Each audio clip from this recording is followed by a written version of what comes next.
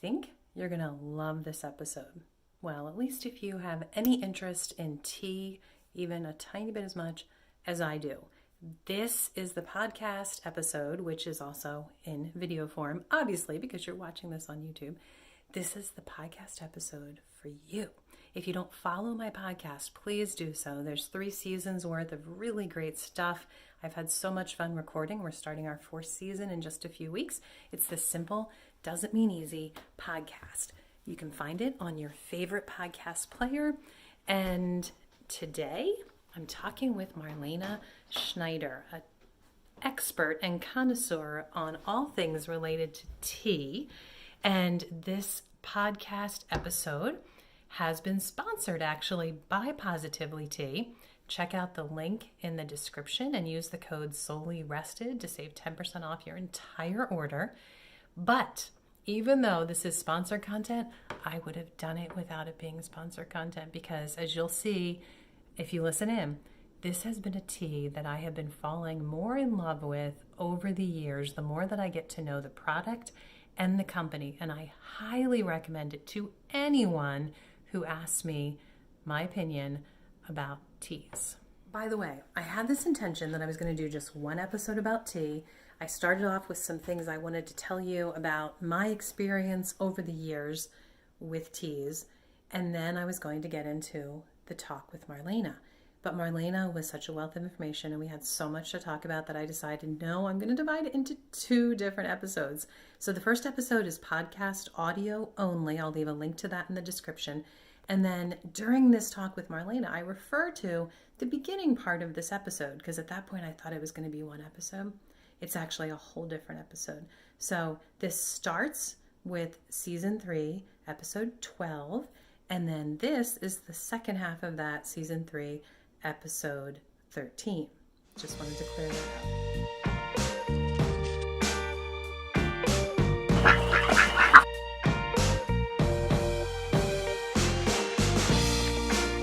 Okay, so I am so excited today, guys, that we have Marlena Schneider with us. And I've been hi, Marlena.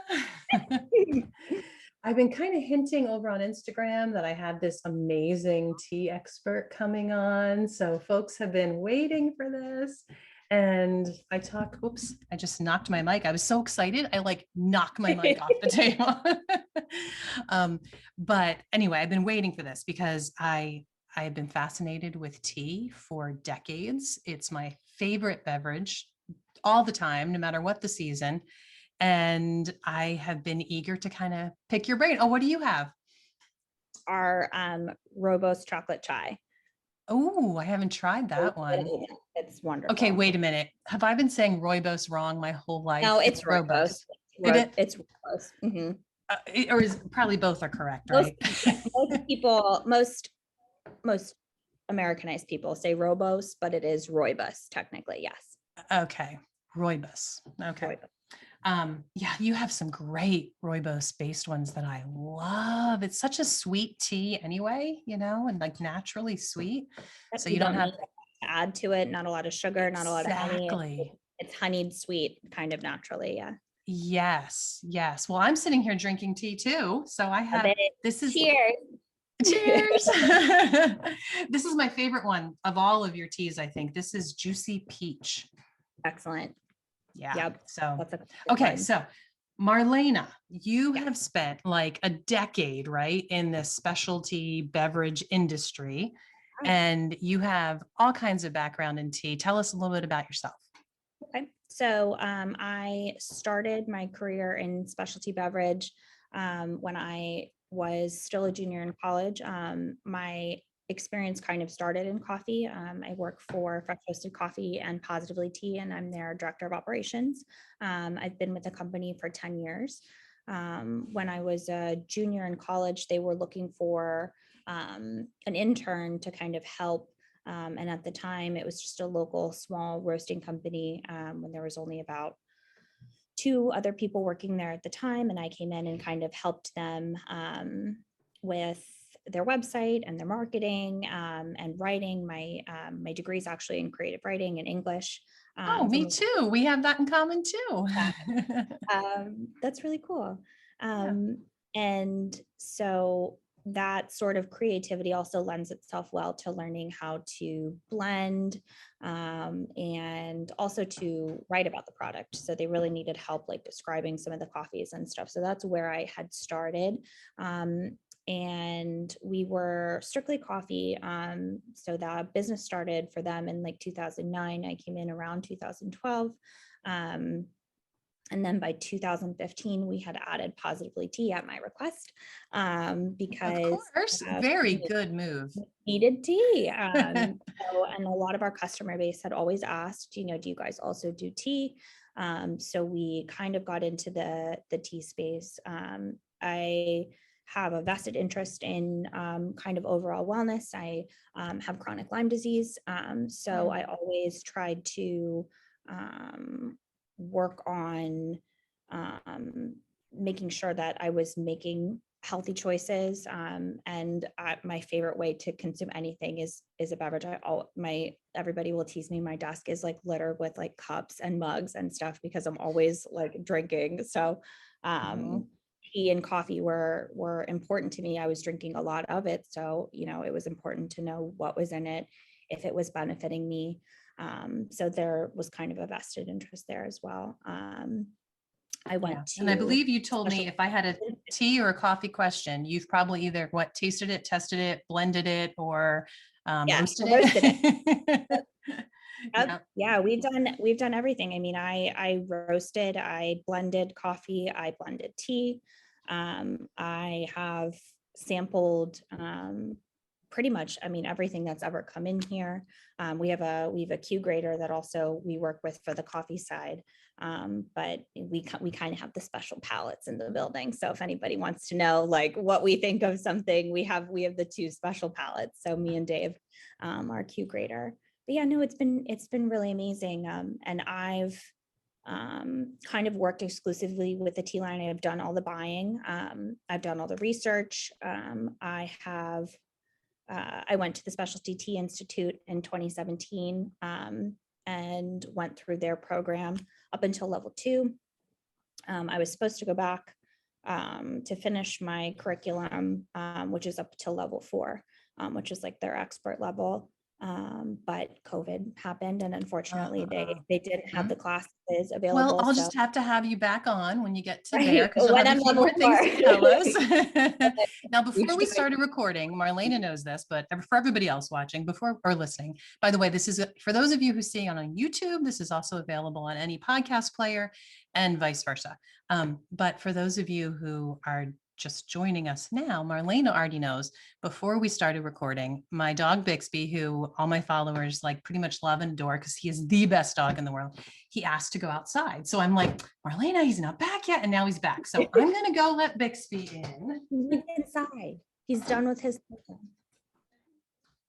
He is done. And now he often gets a little treat when he comes in. He's like looking at his treat jar. It's like, no, Bix, just go lay down.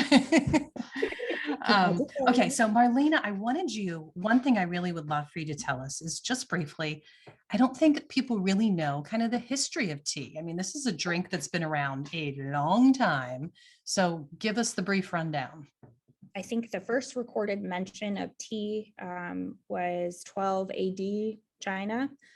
So we're going back. Wow. Like back. There are 5 major tea producing regions in the entire world, and they're going to be China, which is sort of the birthplace of tea, and most of the processing styles that we're familiar with, some that maybe aren't so familiar, but most of the traditional methods all did originate in China and were kind of brought to other parts of the world. So China, Japan, Sri Lanka, India, and Taiwan. Taiwan being famous for oolong, rolled oolong, and the Taiwanese have their own grading system for tea that's specific to oolong and to Taiwan. Interesting. Japan. And even some teas are called different things even, right? Because what we call black tea is traditionally called red in other parts of the world. Yep. Okay. Yep. Okay, so that's interesting. Red tea can be oolong as well. And in my mind, I associate red tea with rooibos. Me or too. rooibos, right? Because it is technically red, and it comes from the red bush in South Africa. So there is a lot of kind of crossover with what's what. China traditionally is known for green tea, but all tea comes from the same plant.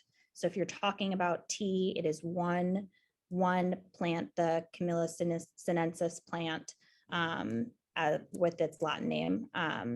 But all tea. So if you're talking about oolongs, so that's true tea, right? All true tea. Because like rooibos comes from a rooibos plant. And of course, herbal teas aren't teas at all, really, right? They're like a tisane or tisane, and are usually just combinations of herbs, dried fruit, spices, and usually contain no tea whatsoever.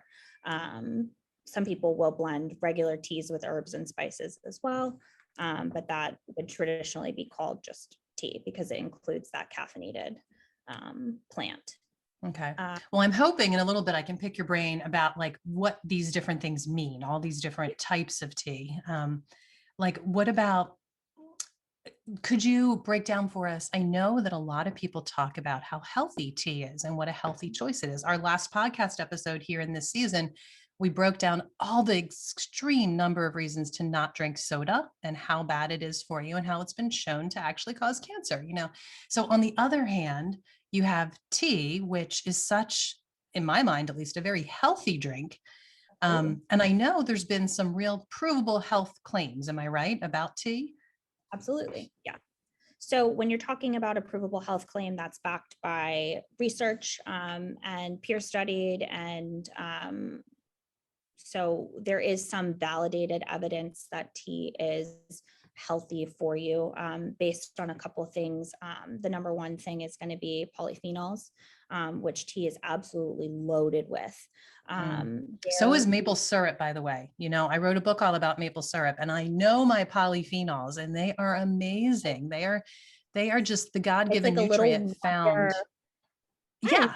In all plants, everything growing has polyphenols. So eat your plants, guys, and drink your tea. So I'm sorry, I didn't want to talk about polyphenols. Go for it. So, they're unique to plant material, and in tea specifically, they kind of give that specific flavor and aroma that people are familiar with when they're having tea. Tea tastes like nothing else. Oh, cool. So it's actually the polyphenols that you're going, oh, this is delicious. It's because of the polyphenols. Okay. Yep. And if you're noticing any astringency in tea, that's tannins. That's another unique to tea component. And that's basically kind of an astringent material. So if you ever, we can get into that later, but if you ever notice your tea, if you steep it too long, it gets bitter. That's a tannin release. Polyphenols, tannins, basically the polyphenols are the health promoting properties of tea. They act as an antioxidant, and for general health purposes, if you're protecting your body, the number one thing that causes chronic conditions like heart disease, and cancer, and all of these things that are scary and we want to avoid if at all possible, is cell breakdown. So your cells there's free radicals floating around in your body, and not all free radicals are bad. Some aid in protection against infection and all kinds of stuff, but mostly you don't want a ton of free radicals hanging out because they can be destructive. So cell damage manifests into things like cancer, chronic conditions, cardiovascular disease, and a bunch of other stuff we don't want. What polyphenols do, acting as antioxidants, they control those damaging effects. So they're going to delay cell damage. They're going to help your body kind of protect itself against those free radicals. And because of that high polyphenol content, that high antioxidant content, tea is a great overall wellness beverage because it helps protect your body. I love that. I just love this idea. I'm drinking right here. I'm drinking my polyphenols, right? And they're going to work for me. They're literally going to work. They're keeping me healthy, and they're keeping my cells healthy, which, like you said, everything comes back to that. If you have cell damage, that's where everything starts to just, deteriorate. my microphone. I'm getting excited about the polyphenols, and I'm like, rocking my mic again. We love our polyphenols, and they can also be found in some things that aren't tea, like rooibos. Rooibos. I say it wrong all the time because I'm Again, gonna start talking to you let's about just say it however we want to say it. We'll just Yes, say the RT. yeah. Actually, it's Dutch, funny. True the Dutch story. My version daughter, and the my hard oldest daughter, went to South Africa in college, and she brought back the rooibos tea. That's where I discovered it. And to this day, whenever her and I talk about it, she says rooibos and I say rooibos, and we're both like, wait, is it that way or that? I don't know. But I don't know. it But yeah, also but contains rooibos those again. polyphenols.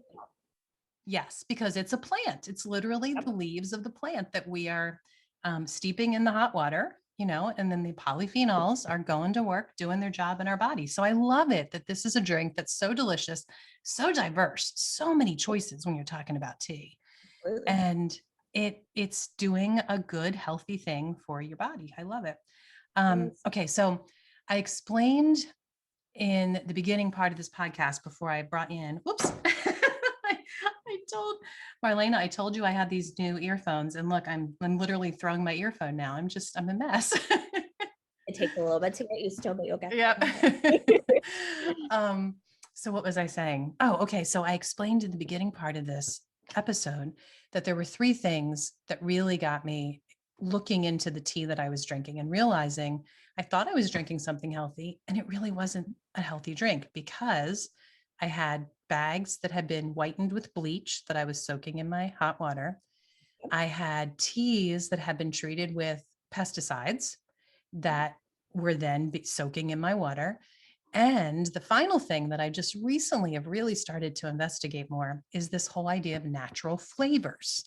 So in the first part of this episode, I talked about those first 2 things, but I didn't really get too deep into the natural flavors. And I would love for you to break down for us, what it really means when you see that, and how we can know if it's the good kind of natural flavors or something we want to avoid.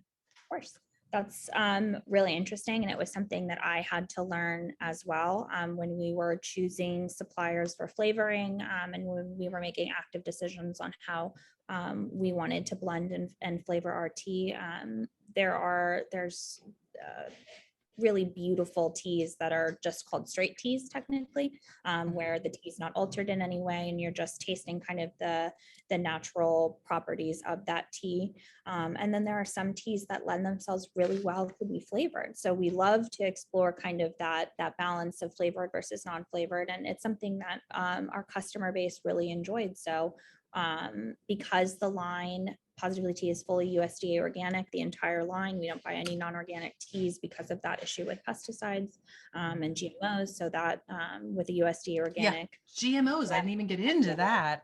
Yeah. Anything USDA organic is technically non-GMO. Okay. So that's a good thing to know too. So if you see something with that USDA organic seal, that is also a non-GMO product, which is excellent. So, I wanted to make sure that we were doing the right thing.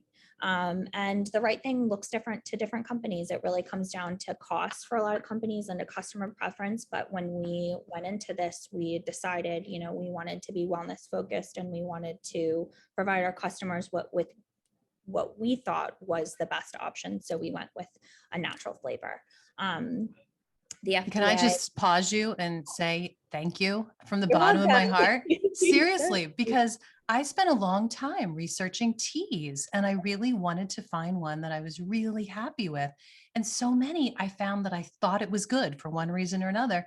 And then, it's kind of like you're almost afraid to dig deeper because I really like this tea. I don't know if I want to know anything more. Yeah, it's in my morning love. What have I been drinking all these years? Yeah, and I don't want to give it up, right? So don't tell me that there's anything bad with it. Yeah, we don't want artificial colors and red 40 and preservatives, all of these things. And I knew that you guys didn't have that on your bag. I knew I'd read through it all.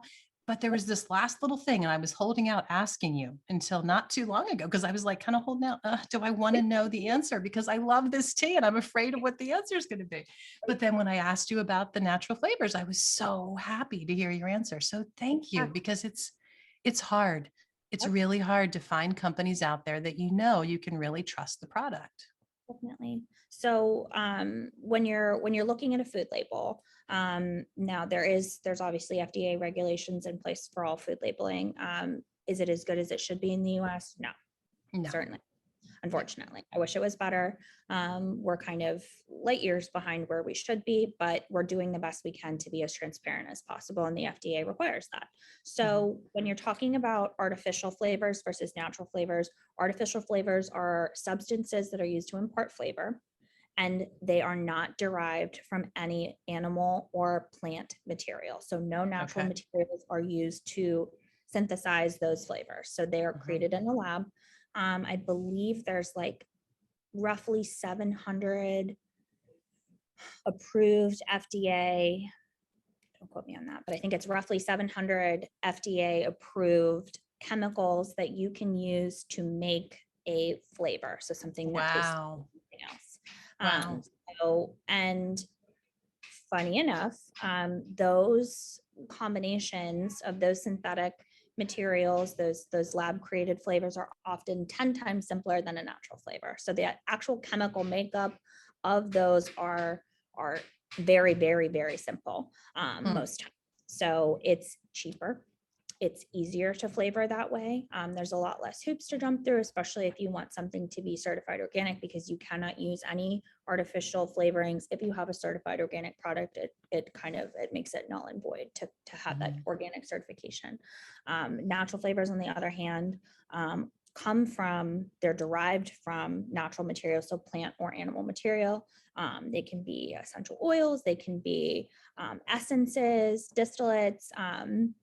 Then, like I said, they're derived from that natural source, plant or animal. They're still put together in a lab, right? Even the natural flavors. Even the natural flavors, yes. Okay. Because they have to be, the flavor has to be extracted somehow. So there is different ways to extract, but there's kind of some different methods there that they use to extract those natural flavors, but they're pulling them from natural material, which is like the important. So like in your apple cinnamon tea that I love, it has natural, I believe it says organic, natural apple flavoring or something like that, right? But you know, it's not like you literally took the apple and kind of squeezed it really hard to get some juice out and put it in. Like it had, the apple was in the lab and they did certain things to bring the juice out or whatever. An apple, it could be something that tastes like apple. It doesn't have to be, apple is the flavor that it imparts. That doesn't necessarily mean that that's what they use to take the flavor from. A lot of times cinnamon and ginger are kind of used because they impart a similar flavor. So what you're seeing on the label is the flavor that it's intending to impart. It doesn't necessarily mean that that product was used to create the natural flavor. Positively Tea uses water soluble ethyl alcohol based flavors. So this is a really common practice when you're working with organic ingredients to use ethyl alcohol. It's grain alcohol pretty much. And if you've ever like they use for beer and wine, right? Yep, and vodka and all those flavored. But we're not going to get drunk drinking your tea, I'm sure. No, just like if you were to drink vanilla extract, maybe. Yeah, you can light that off. But with the way it's blended in the tea, the alcohol is completely removed by that point. So what you're left with is the essence of that flavor, and alcohol is just the means of extraction. So, and I mean, ethyl alcohol itself, there's nothing wrong with it. It's just naturally fermented plant sugar, right? I mean, correct. Yep, plant material. So we're talking about natural materials only. We're talking about, using natural materials to impart that flavor. And that's a very, very common practice. If you have an organic line and you need to add flavoring to them, that's a great way to get a natural flavor. So you're taking what you want it to taste like, you're putting it in the ethyl alcohol and you're letting it kind of soak in that flavor. And then the chemists, I won't claim to know exactly how they do it. Because after all, we're writers. So what do we know about that? Right. Yeah, gosh, I would love to see how it's done one day. There are some companies that we work for, some great flavoring companies that we've had good rapport with over the years that are on the verge of making the best stuff there is. I think you need to go on a field trip and like invite me along, because I would love to see that too. Me too. I will report back to you. Okay. Actually to see it because it's super, super cool. So I love But this, that if I'm understanding right, the first thing that you started describing was the artificial flavors. Like 5 minutes ago, you were talking about the artificial flavors. And if I'm understanding right, with natural flavors, there's a lot of options the other companies might do. Even organic companies could do it a different way. But the way you guys choose to do it is literally you use ethyl alcohol, which is just this natural fermented sugar from plants, basically, and something else from nature, whether it's apple or cinnamon or mint or whatever. is herbs. Yes, any plant or animal material. Because That's awesome. So there's literally never going to be something I can't pronounce involved in your natural flavors. That's awesome. That's all that's in there. So, like I said, that's a great option for companies to use. And the best way to know what you're consuming, if you see something on a label, call the company. That was going to be my next question. Right? How do we know? There's somebody like me sitting there that is doing the work, and should have that information for you. We don't put anything more than what the FDA requires on food labelings because it becomes confusing for the customer. I don't want to put ethyl alcohol flavoring on, a label because sounds like it's alcohol. It sounds scary. What does that mean? Alcohol can be kind of a trigger word for people. So I'm a consumer that if I want to know something because of the industry that I'm in, I don't have any fear with calling up a company or sending an email and saying, hey, can you explain this a little further? Like, I would like to know. I also and I have to do that. If it's going to be something that I'm telling people, this is a great product, I can't do it unless I know. So, okay, you and I know how to do this because you break it down a little bit more. How can somebody find that email that they need? Or how does somebody know who to reach out to at a company? So if you check out a company's packaging, they always are legally required to have their address and contact information on the packaging. If they don't, do not buy from them. Great point. Because they're breaking the law. So there's always a point of contact on the packaging, the food packaging that you have. There's also, if they are a certified organic company, you can always reach out to their certifier. There's always a certified by statement on all organic products. We're certified by Pennsylvania Certified Organic. We love you, PCO. So you can always call our friends at PCO and they have our contact information as well. So if you're struggling to find the contact, how do you find out? How do I know the positivity is with Pennsylvania Certified Organic? PCO would have a roster. So any organic certifier would have a roster of all the companies that they certify organic, and they are obligated to have their information on file. Okay. So it might take, days, might even be a few weeks till you figure out where you're going or where you're going to get your answer from. But in the end, I personally feel like it's worth it because it's worth it. Yes. So especially if you have an allergy, like I can't have gluten and I can't have corn. So I'm very sensitive to those things because I have dietary restrictions. So I definitely, if it's worth it, it's something I really want. Even if it's shampoo or something. And I'm like, oh, I really want to try this, but I have to make sure. There's been a few times where I've run into trouble getting in contact with people, but I would say 90% of the time, brands nowadays have been kind of putting those right pieces in place for you to get in contact with them. We're such a consumer driven world. I mean, our phones are right there with all the information that we need. It is thankfully getting easier to get in contact with the right person. And if you can't, that to me is a red flag. I was just going to ask you, is it too much, do you think, to say, you know what, if a company just doesn't give you that contact, maybe it's not a company that you want to use their products? Yeah. I don't think that's saying too much. And if they don't have the answer for you, and this has been my experience, and I have had this happen to me where somebody asks a question and it's beyond my scope. Right. I've worked here for 10 years and there are still questions that I can't answer or things that I didn't think about. I have our suppliers in place. So I can reach out to our flavor supplier. I can reach out to, the people that have helped this business grow. And I Yeah. can say, hey, I had a customer ask this question and I don't have the answer. Can you help me? Yeah. And they get back to us. And if So, it's a good company and a good buyer, like everybody's learning from the process too. So nobody really minds this effort. Like you're not really rolling your eyes at the customer. You're like, you know what? This is another chance for me to find out something more about our product. Yeah. It helps our FAQ grow. So, if it's a good question, I'm like, you know what? That's a really good point. Let me find Good out. point. Good Yep. point. Yep. Yep. Okay. So I told you I was going to kind of pick your brain if you could help us navigate all the different teas that there are out there. I think most people are familiar with, okay, well, we know that there's black and green. I don't know if white is as common if there's white tea. I think rooibos is just not well known and it needs to be more well known. So good as I'm like, But that would fall under herbal, right?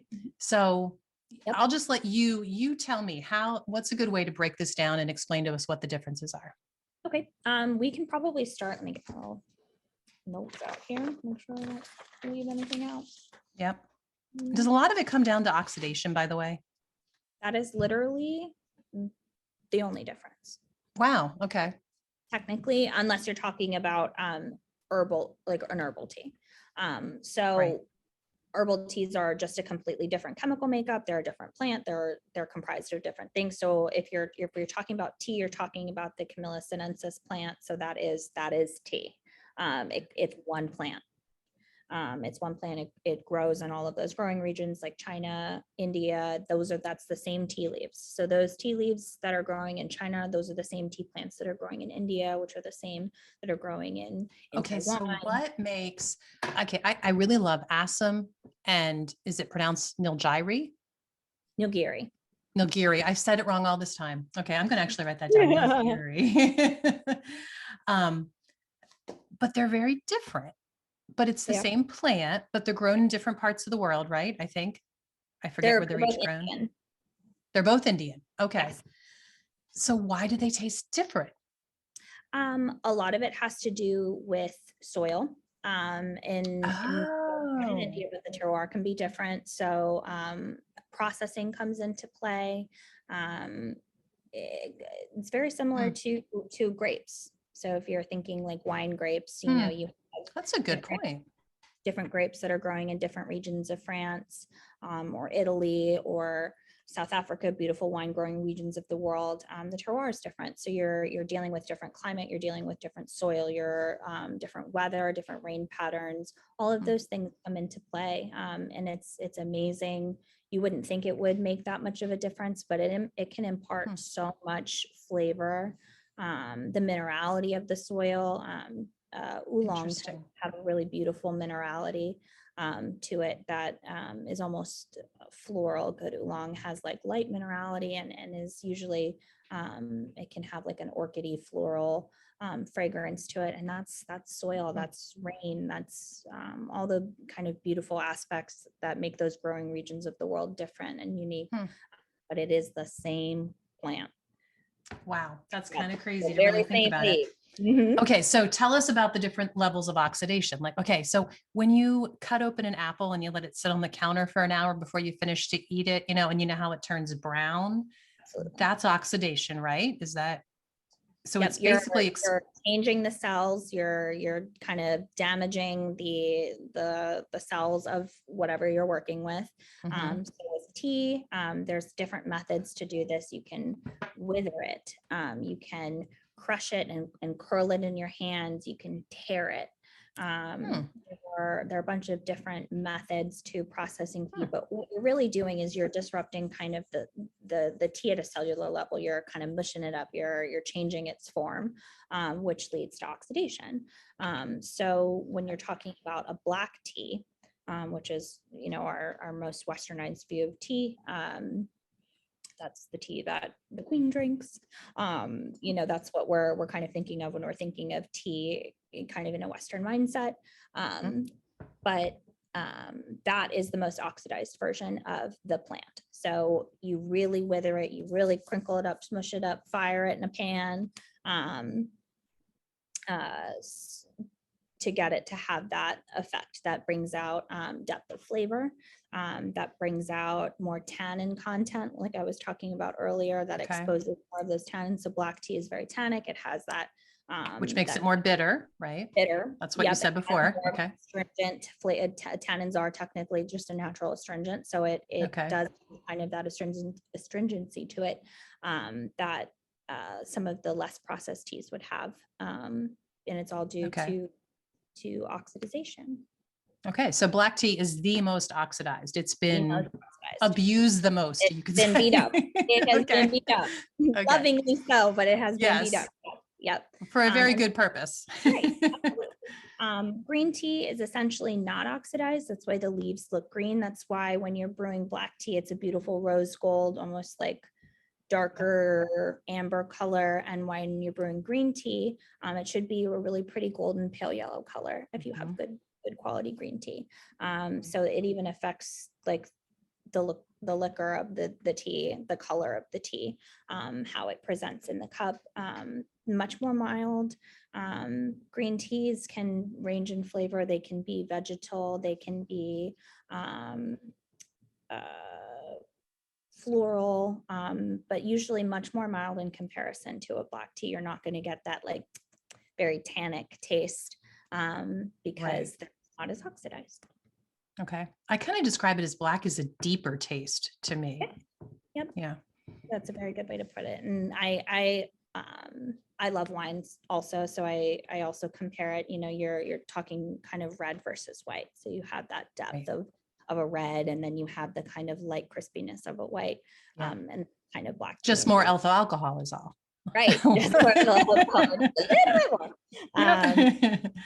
Okay. So that's black and green. Okay. White. Which is one of my all-time favorites. It actually has a tiny bit less caffeine too. So for caffeine sensitive tea drinkers, a good one to have kind of maybe later in the day. Super mild, delicate, extremely minimally processed, and it's made from baby tea leaves.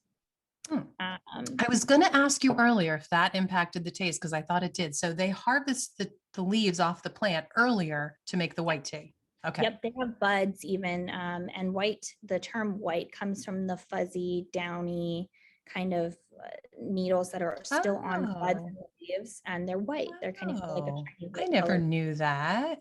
Okay, so going off topic, but not really. With tomatoes, I'm a gardener. Cherry tomatoes are loaded with the most antioxidants that you can get per bite, because you have this tiny little tomato that has all that good stuff in it.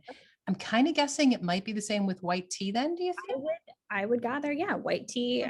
It's minimally processed. You're picking it when it's at its most probably nutrient dense. That would probably. And I wonder, is that also why, I could be wrong about this, like totally tell me if I am, but I think white tea usually is more expensive.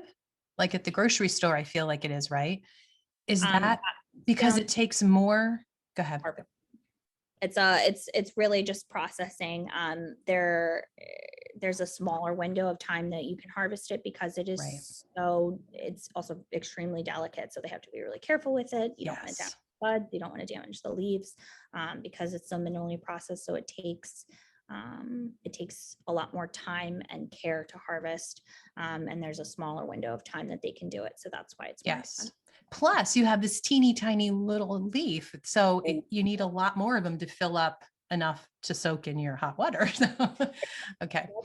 Okay. So that's black, green, and white. What else is there? Oolong. Oolong, which is one of my favorites. I think to me, it's one of the most versatile. The Taiwanese really know what they're doing. Chinese oolong is excellent as well. We have a ton of Chinese oolong here. But what do you mean about versatile? Are you saying that as somebody who creates flavors, like it can take on flavors the best, or what do you mean by versatile? In terms of versatility, when you're talking about what I'm talking about is that there's a lot of different types of oolong. So, and just like with green tea as well, but it really does dramatically change the flavor. So you can have like a flat leaf style oolong, or like a wiry oolong. Which is really I just have one that it's like curled up balls of leaves from you guys. so those are Yeah. pearls. Okay. And that pearl shape, those are hand done most of the time. Wow. It's an ancient tradition. So they're hand rolling those tiny little pearls Wow. of tea. I can And just picture this grandmom over this big vat of leaves. Just, oh my goodness. fascinating. So, and those it changes the flavor. So how you're processing oolong really does change the flavor. The flatter, bigger leaves that are oxidized more can give you a really beautiful smoky cup. We have flat leaf oolong that we sell that has kind of a really cool, like almost smoky flavor. And the tea Kuan Yin oolong that we have, which is one of my all-time favorite teas, is delicate, and it tastes like it has like a really beautiful light minerality to it, and it's fresh. Oolong, really good oolong is like really fresh tasting. So it's versatile in that way. Like you can take, there's a bunch of different types of oolong, and it ranges over a really wide variety of flavors and profiles. So there's bound to be at least one that you like, which is Interesting. cool. Yeah. Which also makes it harder for us as a consumer because you might want to give up on oolong if you try one and don't like it. You know, Yeah, you and got you're to like, keep oh, I going. don't want that smoky one, or I had a smoky one and I really Right. didn't like it. And there's this beautiful, almost orchid-like scented, tea Kuan Yin oolong that you've never had that is like the best thing in the whole Yeah. world. So I will say though, I have been lost on your site, like lost for an hour or two sometimes because you have these great reviewers. Like you have people just like me going Yep. on there, and leaving all these reviews. So if you're not sure if you're going to like this particular oolong, you start reading the reviews and then you read the reviews for the next oolong and you kind of compare. So you do give us as consumers that on your site, like this way to get inside the brain of other people who have been liking or not liking some of these different and we teas. post our negative reviews as well. A lot of companies. Yes, you do. Yes, which is negative helpful. Yeah. And we all know, all of Right. us, we're not silly. We all know, well, just because that person doesn't like it doesn't mean I won't like it. I want to read why they don't like it. And if they say they don't like it because it has a chocolate flavor, I'm going, well, that's what I will like it, Love So chocolate, so I'm yeah, gonna try it. Yes, right, exactly. right. Right. Yeah. Okay. So there's still some more, right? We've talked about Yep, black, white. What else did we talk about? Oolong and oolong green. and green. Yep. And now puer, which is How do you say that again? Say it again. Puer. I still Like, can't say it. Puer. Where? It's not a lovely name. Okay, puer. Puer. Yep. So that's Chinese. This is puer is a much more specific. Some of the other ones are kind of broad. Green tea, you can have a ton of different green tea, a ton of different black tea. Puer is definitely kind of its own thing.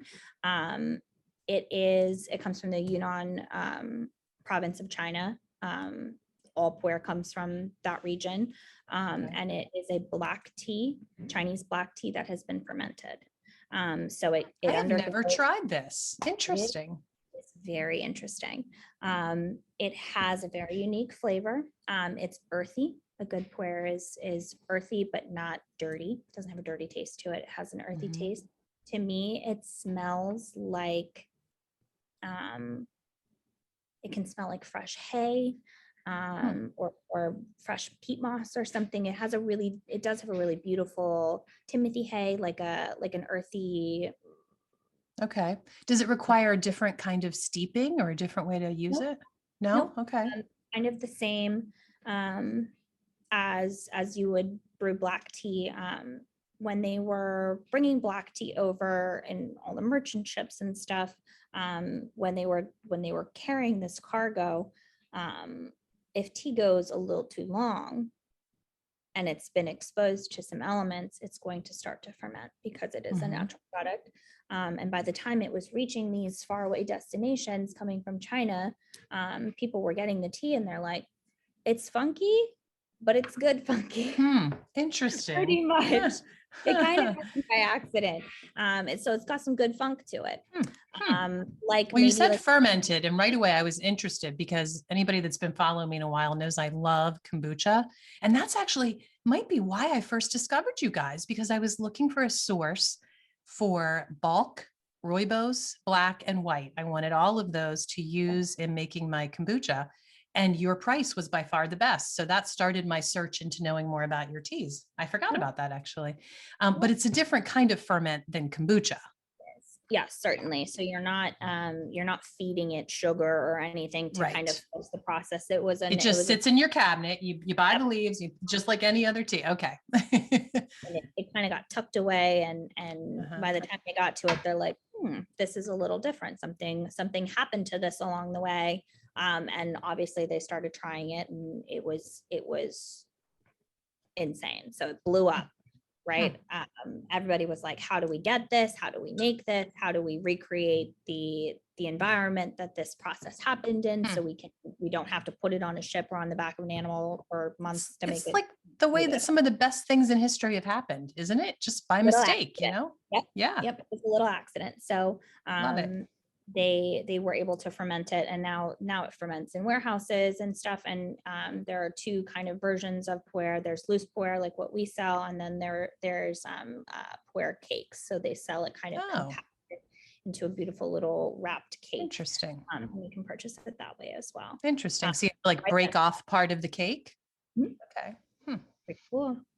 Okay. And then are we to the last one, the herbal tea? Is that okay? Which isn't really tea at all. Tell us about that. Really tea.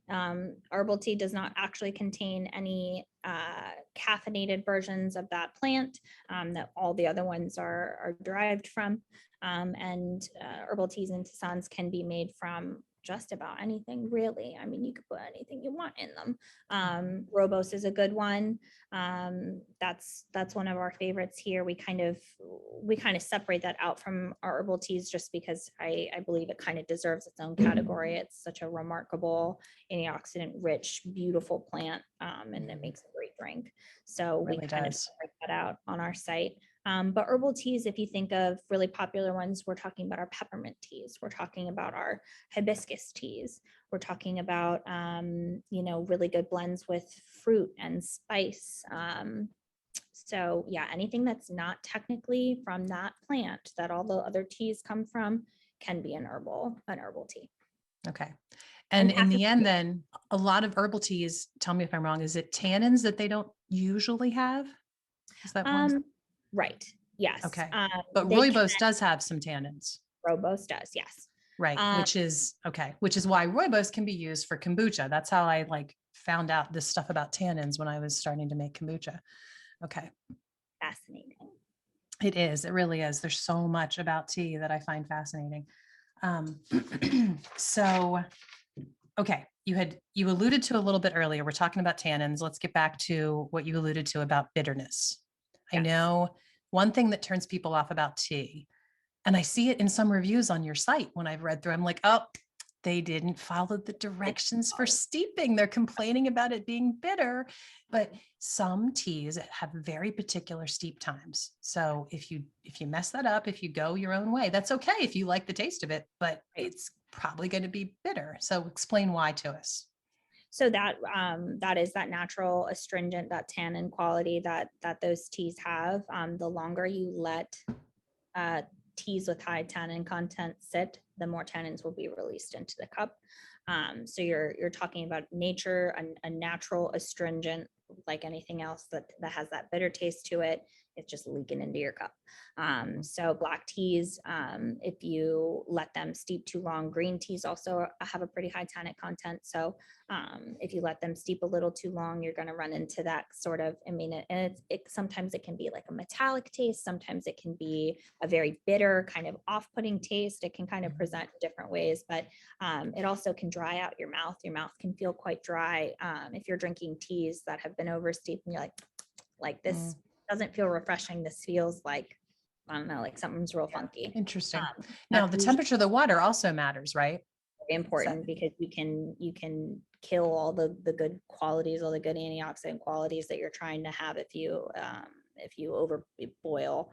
Black tea can handle high heat. It's really one of the only ones that can. Okay. Now I love that I have it. I have this wonderful water heater that I can tell it what temperature I want the water to be. But I know most people don't have that. What's a good way for people to, if they're buying a tea that's supposed to be at 185, do you have a recommendation of a good way to know your water's at the right temperature? Yeah, 30 seconds off a rolling boil is a good safe spot for Hmm. tea. Okay. So black tea can be steeped at 212, which is boiling. So you can have really hot water for black tea. It actually helps release, some of the good stuff quick, so you don't have to steep as long. Okay. The way the tea has been oxidized and how, like we said, it's kind of been beat up a little bit. It can handle that high heat. Some of the more delicate leaves that don't have that kind of level of oxidization, they need a little more of a delicate environment. So 180, 175, if you're talking about white tea, green tea, oolong, they kind of like that sweeter spot. 30 seconds off a rolling boil and you should be okay. Okay. That's perfect. Good to know. All right. I think this might be my last question for you. Who knows? I might come up with something more, but I think this might be it. The first thing that I started realizing about teas that I wanted to pay attention to was the bags. I mentioned that I started thinking, oh, this is a bleached product. And then I compost for our garden and I started realizing there's staples in these bags and I'm putting these bags in my compost and then the worms are eating the staples and it's killing the worms, which anybody who composts knows you don't want to kill your worms. um, Yeah, and then poor little guys, I was killing my poor little worms. And then oh, and some bags they have these fancy, I'm sure you know the name, I don't, like the triangle shape ones, and there's like pyramid some sort bag. of, okay, some sort of plastic sometimes in these fancy bag. I don't want plastic in my bag. What do we look for as a consumer? Because I know you just not too long ago started selling some of your teas in bags. You What did. do we want to look for to make sure it's an okay tea bag? So we introduced tea bags from consumer demand. I realized that there were people that didn't have the time or the resources to have a fancy teapot and a nice water boiler, or it's easy to make loose leaf tea, but if you really don't have time or you're not familiar and you don't kind of want to go into that territory, I realized we were sort of alienating an entire group of people who, I know how to use a tea You were bag. being tea snobs is what it Right. Yes, was, I was right? yes, I was. And I was like, you know what? I don't want to do this anymore. I want to make sure that everybody has a positive tea experience, no matter where they're starting at, no matter what level they're kind of at. And, I can meet them in the middle. We can still provide a really quality product that has all the good things that the loose leaf tea does, at a more affordable price point and also more convenient kind of method. So when we started out sourcing, I knew right away those pyramid tea bags, those little plastic silky ones, they're full of microplastic. They've done studies. I've I seen know. I've read studies that just make it obvious that this it's plastic is dissolves in your in tea, water right? that's Just hot. like you Like it. wouldn't drink like a hot water bottle that's been sitting in your car. Yep. You don't want to drink a hot plastic tea bag that's been steeping in Yep. near boiling water. You're gonna be Yep. drinking plastic. So Okay. So paper, there won't ever be plastics in your tea bags. Okay. nope, What else? just paper. They're made of paper. Uh-huh. And What about the bleach? the bleach is important. You don't want a bleach tea bag for the exact same reason. You've got chemical bleach, chemically bleached tea bags, which, in part, I don't know how much you'd actually be consuming, but they're bleached with a chemical. You're dunking them in a hot cup of hot water. You're probably going to be consuming some of the chemical at that point. Right. We oxygen But your bleach bags are pretty white. How do you do that? oxygen bleached. So there's no chemicals involved. How does that work? I didn't even know you could do No that. idea. The paper company had it as a Again, more I'm option. asking an English girl a chemistry question. I don't know how it works, but just like they can decaffeinate coffee using just water, we have the technology. You can Wow. oxygen Okay, so bleach. why doesn't everybody do this? Is it more expensive? Is it harder? It's more Okay. Yep, not all companies do it. It is the more expensive option when you're talking about bleach paper. So we were like, that's a no-brainer. We don't want Yep. bleach. Yeah. So does everybody do it? No. Is the company you're buying tea from, should they know that? If you want to ask them, they should know. Yeah. Okay. So that was a big thing. Our bags are heat sealed. There's no glue. So In our the worms will be fine in my compost pile. So staple to connect the string and the tea tag, which are also natural fibers. No chemically treated string or paper or anything like that. Good to know. I hadn't even thought of that. Wow. I mean, that's not really going in your cup, but some people throw the whole thing in. Sure, it does. Yeah. We don't really want to worry about that either. And yes, so we're not chemically treating really anything that's going in there. So that was a huge, really big, important part when we said we're going to do tea bags. Let's do them the best that we can do them to provide this level of experience for all of our tea customers. So no glue, no bleach. Well, we do bleach, but we oxygen bleach, so it's different. Right. And no staples. Awesome. Wow. Very good to know. I love it. I'm so glad that I found you guys years ago, because the more I've gotten to know you, the more I love you guys. It's awesome. Okay. So I do have one more question. Very important one. If you had to only choose one, what's your favorite tea? Oh my gosh, that's hard. Okay. I know. I should have forewarned you. Okay. If I had to only drink one of our teas, or of course. Okay, our teas. Okay. Yeah. Our peach oolong. Ooh, that's another one I haven't tried. Spectacular. It is fragrant and floral and light. It's so good iced. It's so good hot.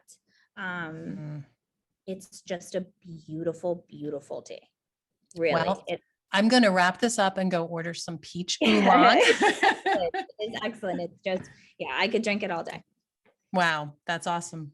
Okay. Well, this has been so fun, and I've learned quite a few things, and I'm so glad that you took some time out of your day to enlighten us on the history and the details behind the teas that we need to look into.